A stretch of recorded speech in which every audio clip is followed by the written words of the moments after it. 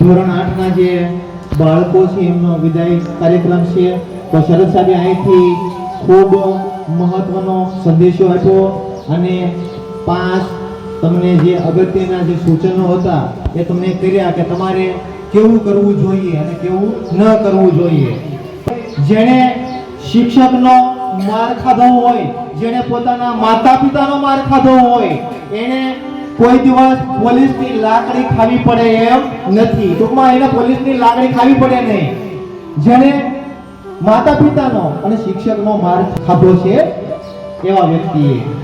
તો આપણે અહીંયા શાળામાં છીએ તો કંઈક નાની ભૂલ થઈ હોય તો તમને સજા કરવામાં આવતી હોય છે, કંઈક બે ટાપલી મારવામાં આવતી હોય છે, એ તમારા માટે મારવામાં આવતી હોય છે. તો અહીંથી કોઈને કંઈક કહેવાઈ ગયું હોય અથવા કંઈક બે શબ્દો વધારે પડતા તમને કહેવાઈ ગયા હોય તો એના માટે પણ અમે દિલગીર છીએ. તો અહીંયા આપણે સરસ મજાનો વિદાય પત્ર તૈયાર કર્યો છે. આપણી શાળામાંથી જે બાળકો જઈ રહ્યા છે એમને સંદેશો આપવા માટે. તો એ વિદાય પત્ર છે એ હું અહીંથી વાંચી અને સંભળાવું છું. આપ બધાએ સાંભળજો. વિદાય પત્ર છે શ્રી હળમતિયા પ્રાથમિક શાળા, વહાલા શિષ્ય. શિષ્યને સંબોધીને લખાયું છે અહીં.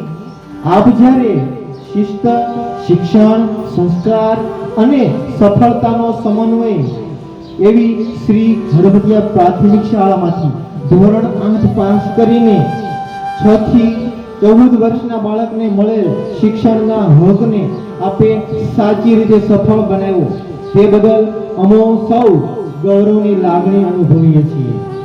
આપ શિસ્ત, શિક્ષણ અને સફળતાના આદર્શ સમાન અમારી શાળામાંથી ધોરણ 8 પાસ કરી વિદાય લઈ રહ્યા છો એ ખૂબ દુઃખની વાત છે. પરંતુ આપ જીવનમાં વ્યસનથી હંમેશા દૂર રહેશો. ઈર્ષ્યા, અભિમાન, કુટેવ જેવી જે ખરાબ બાબતો છે એ બાબતોથી દૂર રહી આપ આપના ગુરુજીને સાચી ગુરુ દક્ષિણા આપશો એવી આશા રાખીએ છીએ. આપે જે અમારી શાળામાંથી સંસ્કારો મેળવ્યા છે તેને બધી જગ્યાએ ફેલાવશો તે બાબતનો અમને વિશ્વાસ છે. આપ આપના જીવનમાં ખૂબ જ અભ્યાસ કરજો, ખૂબ જ આગળ વધજો.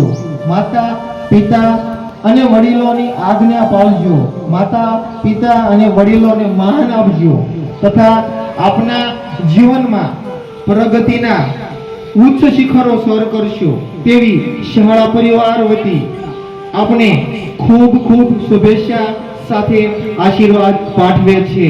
તો અહીંથી આ વિદાય પત્ર જે છે એ બધા જ બાળકોને આપણે એક એક આપવાનો છે અને બાળકો છે એ વિદાય પત્ર છે એ જ્યાં સુધી એ રહેશે ત્યાં સુધી એને આ યાદ આવશે કે ભાઈ હું માતૃશાળામાં ભણતો ત્યારે વિદાય જે કાર્યક્રમ હતો ધોરણ 8 નો ત્યારે મને આ વસ્તુ મળેલી છે. તમારા ડોક્યુમેન્ટની જે ફાઇલ છે એમાં બધાય બાળકો છે એ સાચવજો એવી વિનંતી સાથે આપણે બધા જ મિત્રોને કહીએ કે આપણે બધા ધોરણ 8 ના બાળકો આગળ આવી જશે અને એમને આપણે એનાયત કરીશું. આવી જાઓ બાળકો.